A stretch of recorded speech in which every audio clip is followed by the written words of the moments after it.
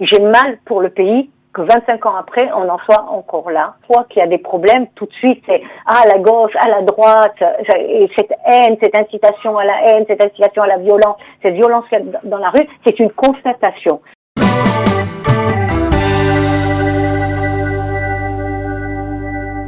Il y a 25 ans, le Premier ministre Yitzhak Rabin était assassiné sur la place des Rois d'Israël. C'était le nom de cette place à l'époque à Tel Aviv pour parler de cette journée commémorative qui a eu lieu hier en Israël. Nous sommes ce matin en ligne avec Marilyn Smadja. Marilyn, bonjour. Bonjour Olivier, bonjour à tous les auditrices et toutes les auditrices et les auditeurs. Merci, vous êtes cofondatrice de Women with Peace et puis vous êtes aussi, il faut signaler, professeur et chercheur dans le domaine de l'éducation. Alors, 25 ans après, comment vous, Marilyn, vous avez, on va dire, célébré cette journée du souvenir ? Je dois reconnaître que 25 ans, c'est déjà un quart de siècle et c'était très important par rapport à Israël.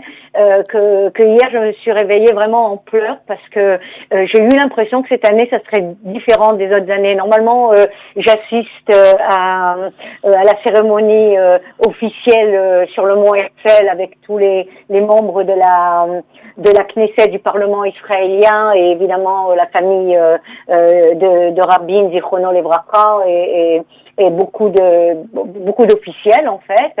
Donc c'est la première chose. Et après, généralement, le samedi soir, à la fin de Shabbat, après Shabbat, je me rends sur la place de Rabin. Et là, avec ce qui se passe avec le corona, où en fait depuis le mois de mars, énormément de choses que nous avions l'habitude de faire en tant qu'Israéliens, nous ne pouvons plus le faire. Donc cette année, il n'y a pas eu la cérémonie. Il n'y a pas toutes ces cérémonies, bien entendu. Voilà, il y a quand même quelques cérémonies qui ont eu lieu. Voilà. Mais elles étaient pour nous, en fait, même les gens très très concernés, elles étaient en fait en Zoom, sauf à la Knesset, mais la Knesset c'était pour vraiment les élus et très très restreint, évidemment.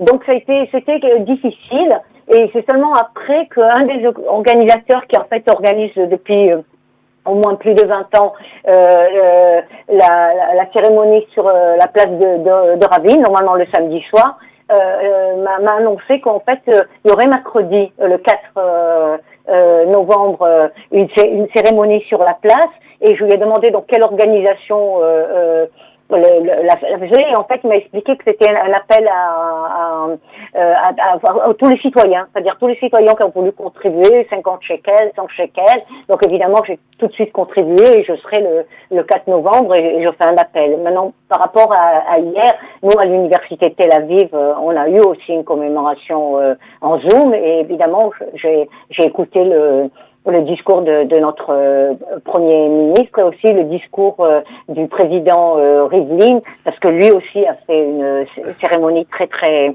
très restreinte à la résidence. Voilà. Maintenant, par rapport au vécu personnel, bien sûr. Surtout, Marine, ce que je voudrais vous poser comme question, c'est 25 ans après, comment on se souvient de Yitzhak Rabin, et surtout, comment ce meurtre, cet assassinat politique influence encore dans la vie de la politique israélienne? À mes yeux, votre question, pour moi, c'est la plus importante.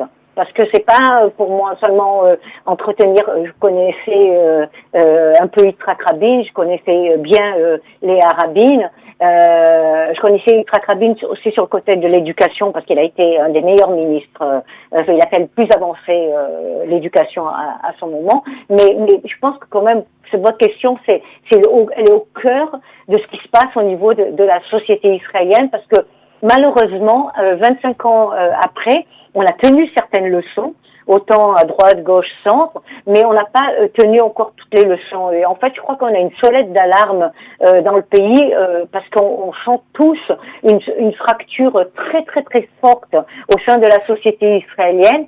Et donc, chaque fois qu'il y a le souvenir de Rabin, tout de suite, même des éléments qui n'existent plus en fait, comme par exemple la dichotomie droite-gauche, en réalité, elle n'existe plus, parce que aujourd'hui, d'abord, il y a un centre israélien, donc c'est des partis qui ont quand même pas mal d'importance et beaucoup de mandats, Donc on n'a pas que la droite, que la gauche, et les droites s'effacent à la gauche. Et deuxièmement aussi, vous le savez très bien, Olivier, on a au sein de l'opposition des partis de droite, et même de droite dure, comme par exemple le parti de Bennett et les partis de droite de Lieberman.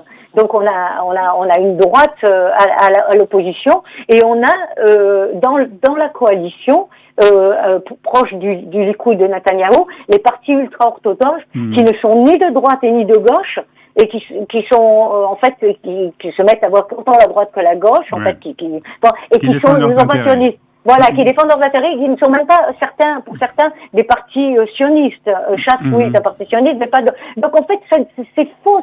Mais qu'est-ce qui se passe?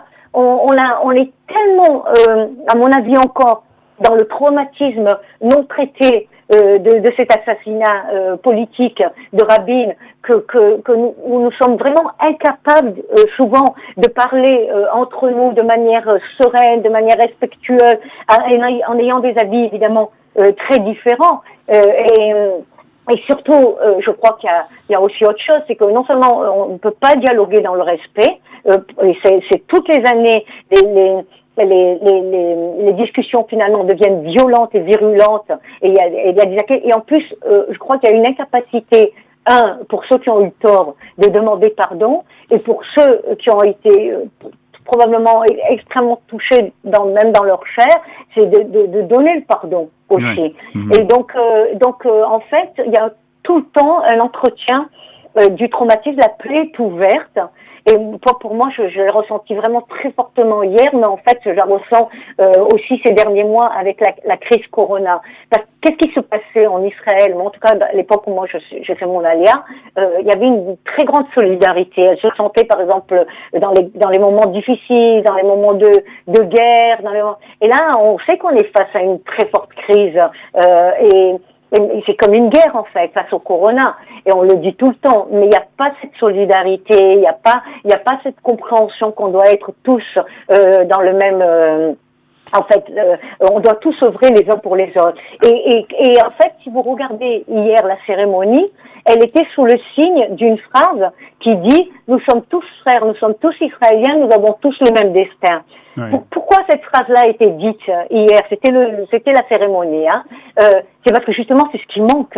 Alors justement, 25 ans après, vous faites un constat qui est quand même assez pessimiste, puisque si je résume ce que vous venez de nous dire, c'est que 25 ans après donc, ce meurtre, les Israéliens entre eux n'arrivent pas vraiment à dialoguer. Alors, est-ce qu'il y a une solution? Est-ce qu'on peut arriver à vraiment instaurer un dialogue entre les différentes parties de la population israélienne?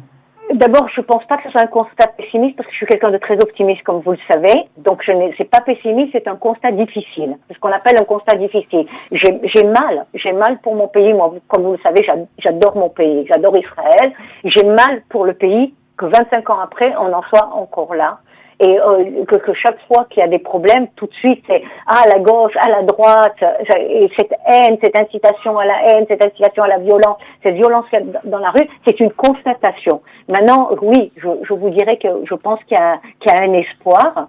D'abord, je crois qu'il faut travailler énormément encore et encore sur l'éducation. Et par exemple, je vous donne un exemple qui s'est passé hier. Hier, comme évidemment on pouvait pas se rendre dans les différents endroits, toute la génération qui était des adolescents à l'époque, et même les adolescents d'aujourd'hui, ce qu'on appelait la génération, le 4 novembre, la génération des bougies, ok? Et bien hier, sur la place de Rabin, 25 000 bougies ont été allumées. Et c'est magnifique. Et parce que c'est 25 000 personnes qui auraient dû y être, et peut-être même probablement plus, au moins 2,5 millions d'Israéliens, on est 9 millions, on doit être tous concernés par cette histoire, qui a changé, bouleversé la vie d'Israël, le pays. Donc, maintenant, il y a autre chose aussi qui s'est passé pendant toute la journée, c'est que la municipalité de Tel Aviv a fait en rotation, à cause du Covid, il n'y avait pas le choix, de faire venir des adolescents et de les rencontrer avec cette génération des bougies qui eux-mêmes étaient adolescents à l'époque et aujourd'hui ont 35 ans, 40 ans et je pense que ça a permis un dialogue. J'ai vu la réaction des adolescents d'aujourd'hui, qui avaient vraiment, alors qu'ils n'ont pas connu Rabin, ils n'étaient pas là au moment où ils sont nés il y a 10 ans, il y a 12 ans, il y a 15 ans. Ils avaient la chair de poule, ils comprenaient l'importance. Donc, moi, comme vous le savez, je suis dans le domaine de l'éducation, j'ai beaucoup d'espoir, mais je crois que ça doit passer obligatoirement par un travail, pas seulement du terrain, donc entre nous au niveau de l'éducation, ça doit se passer par un travail au sein de la Knesset. Et ce qui m'inquiète, c'est ce qui se passe à la Knesset, en fait. Oui.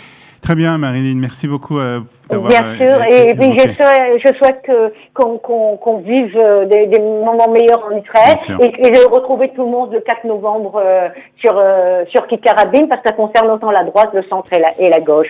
Shabbat shalom à tout le monde et à vous-même, Olivier. Shabbat shalom, Marilyn, merci d'avoir été avec nous ce matin sur Studio Kelita.